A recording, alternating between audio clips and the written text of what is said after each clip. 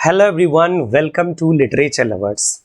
सो guys, इस video में मैं बताने वाला हूं आपको, if you are preparing for the exam like UGC NET, set exam, assistant professorship exam और any other exam that is associated with English literature. So guys, एक बड़ी प्रॉब्लम है how to handle chronological order part. क्योंकि देखिए, हर एक exam में, in every single exam, you will find a direct question that put the works in chronological order, arrange the writers or author in chronological order, arrange these poems in chronological order, or arrange these terms in chronological order. और देखो, आप जानते हो कि years को याद कर पाना थोड़ा डिफिकल्ट पड़ता है। So with the help of my technique थोड़ा सा मैं इसे इजी करने वाला हूं। देखो, पहली चीज की क्रोनोलॉजी कैसे याद करोगे। सो फर्स्ट ऑफ ऑल, आप इसका एक तरीका है एंड दैट इज कि अगर आपको पहले से कुछ याद है, if you are familiar with a few years. देखो, कोई भी ऐसा कैंडिडेट नहीं होगा जिसे कुछ ईयर याद ना हो। लाइक 1594 अनफॉर्चुनेट ट्रैवलर आया, 1592 Groat's Worth of Wit आया, that is by Robert Greene, and that was on that particular work he commented on William Shakespeare। तो ये छोटी छोटी चीजें जरूर याद होंगी। 1848 Pre-Raphaelite group was formed, 1770 William Wordsworth was born, 1850 William Wordsworth died। अब जैसे ये आपको कई सारे ईयर याद है, जो भी आपको याद है वो आप लिख लीजिए। जैसे मैंने अभी बोला 1592, फिर मैंने आपसे बोला 1594, देन फिर मैंने आपसे कहा 1770, 1850, 1848। ओके, 1848। XYZ जो भी आपको ईयर याद है, सो उनको आप लिखिए। एंड नाउ गाइज, इन्हीं ईयर्स के साथ आप आगे बढ़िए। याद कीजिए कि इनके आगे पीछे, बैकवर्ड एंड फॉरवर्ड दोनों साइड आपको जाना। लाइक जैसे मान लीजिए 1593 there is a work by William Shakespeare जो पब्लिश्ड हुआ था, अ लॉन्ग नैरेटिव पोएम। कौन सी लॉन्ग नैरेटिव पोएम है, कमेंट बॉक्स में लिखना आप। 1594 अनफॉर्चुनेट ट्रैवलर केम, तो आप इनसे इनको अरेंज कर सकते हो। कुछ आगे पीछे अभी आप जा सकते हैं, 100 ईयर, 200 ईयर, 300 ईयर, लाइक 1592। और अगर मैं कहूं कि 1792 के टाइम पीरियड में कुछ इंटरेस्टिंग वर्क आए, 1793 के टाइम पीरियड में इंटरेस्टिंग वर्क आए, 1791 के टाइम पीरियड में इंटरेस्टिंग वर्क आए। सो गाइज, आप इजीली याद कर सकते हो कि 91 में कौन सा आया, 92 में कौन सा आया, 93, है ना। Like vindication to the rights of women, ये 92 में आया था। 93 में डिस्क्रिप्टिव स्केचेस, है ना, that is by William Wordsworth. तो देखो, आपने याद कर लिया। ऑन द सेम वे इससे कनेक्शन बना लो। लाइक 1559 के 1599 क्या हुआ, ग्लोब थिएटर बना। 1770 है, इसके पीछे चले जाइए कि इसके पीछे क्या हुआ, इसके आगे क्या हुआ। लाइक 1765 के टाइम पीरियड में relics of ancient English poetry आया, है ना।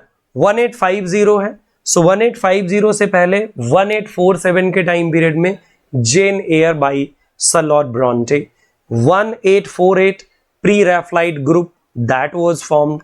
तो इस तरह से आप याद कर सकते हैं। This is the easiest way. एक पॉइंट से दूसरे पॉइंट को, तीसरे पॉइंट को कनेक्ट कीजिए। 100 year, 200 year, 300 year, back front, आगे पीछे आप जाइए एंड जस्ट आप याद कीजिए। एक ये तरीका है। एक और दूसरा तरीका भी है क्रोनोलॉजी याद करने का गाइस, और ये किस टाइप का तरीका है मैं आपको बता देता हूं। क्रोनोलॉजी को याद करने का एक दूसरा तरीका है, बट गाइस ये कब काम आता है, ये लिमिटेड काम आता है, प्लीज रिमेंबर। जैसे आप याद करेंगे हिस्ट्री ऑफ इंग्लिश लिटरेचर में रेनेशा पीरियड, है ना, यस। रेनेशा, रेनेशा के बाद आप याद करते हो neo classical, neo classical, and neo classical के बाद आपके पास है romantic phase, romantic, and on the same way Victorian, Victorian, और लास्ट में एक ट्रिक अच्छी बताने वाला हूं, Victorian, and then we have modern, and then we have post modern, है ना, यस। तो इसके बाद आपका है पोस्ट मॉडर्न। अच्छा, यहां से भी आप याद कर सकते हो, यहां से आप कैसे याद करोगे, लाइक राइटर की बिलोंगिंग और वर्क की बिलोंगिंग फ्रॉम पीरियड, ये कब काम आता है, जब आपके एग्जाम में chronological order that is from the part कि from which year it is.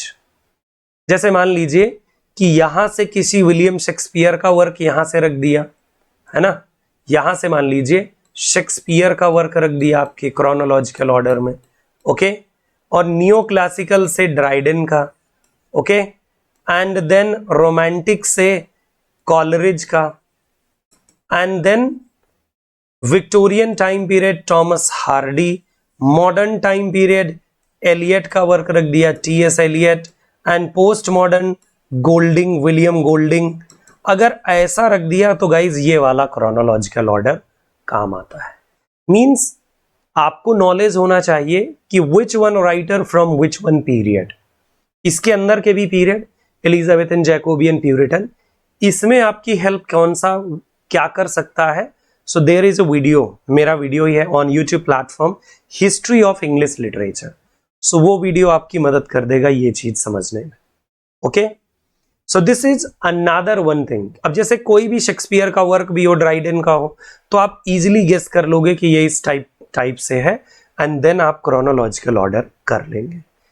एक थर्ड वे है कि जो आपको बड़ी हेल्पफुल, बहुत ही हेल्पफुल होता है। फॉर एग्जाम्पल हम बहुत ही पॉपुलर से लेते हैं, तो जैसे मान लीजिए कि आपको जानना है कि 1850 के टाइम पीरियड में लिटरेचर में क्या हुआ, 1850। क्या करना है इसके लिए, सिंपल है, सबसे पहले विकिपीडिया या मैं कहूंगा आपसे गूगल खोलिए, गूगल ओपन कीजिए, एंड गूगल ओपन करने के बाद क्या टाइप करना है आपको, गूगल सर्च पे यहां पे आपको टाइप करना है, ये टाइप करना है आपको 1850 इन लिटरेचर। गाइज एक बात यहां पर याद रखेंगे कि आप 1850 को रिप्लेस कर सकते हैं, you can replace 1850 with any of the year, like इसे आप 1592 कर सकते हैं, इसे 1956 कर सकते हैं, या इसे 1922 कर सकते हैं, कोई भी ईयर, बाकी ये सेम रहेगा। सो जस्ट आपको गूगल में ये सर्च करना है, रिजल्ट जो आएंगे तो विकिपीडिया वाला रिजल्ट आएगा, विकिपीडिया। सो जस्ट आपको उसी विकिपीडिया वाले रिजल्ट पर क्लिक करना है, click on that particular result, और जब आप उस रिजल्ट पर क्लिक करोगे ना तो फिर आपको पूरी की पूरी डिटेल आ जाएगी, लाइक इन द ईयर 1850 कौन कौन से वर्क आए, या जो भी ईयर यहां पर होगा, सो ऑल द डिटेल, कौन सा राइटर पैदा हुआ, कौन सी पोएम लिखी गई, कौन सा नॉवेल आया। दिस इज हाउ गाइज कि आप इसे इजीली तैयार कर सकते हो, द क्रोनोलॉजिकल ऑर्डर पार्ट, ठीक है। इसके अलावा देखिए कुछ और छोटी छोटी ट्रिक होती हैं, लाइक आप अपने ईयर ऑफ बर्थ से, अपने फ्रेंड के ईयर ऑफ बर्थ से कुछ कनेक्शन बना सकते हैं, and from there you can also try to remember those things, और उन चीजों को ट्रैक में ला सकते हैं।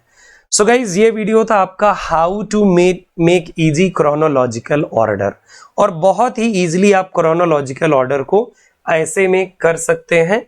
बाकी आपको कोई कंफ्यूजन लग रहा हो, so definitely guys comment box में आप अपना कमेंट शेयर कीजिएगा, I am here for you, जो भी आपकी बात होगी मैं सुनूंगा, ठीक है। और एक बार ये जरूर ट्राई करना, ये बहुत इफेक्टिव वे है, पहले वाले भी इफेक्टिव हैं, and this is as well. ऐसे ही मैं भी क्रोनोलॉजिकल ऑर्डर को रेडी करता हूं। So thank you so much, जय हिंद, जय भारत। मिलेंगे अगले वीडियो में, तब तक के लिए नमस्कार।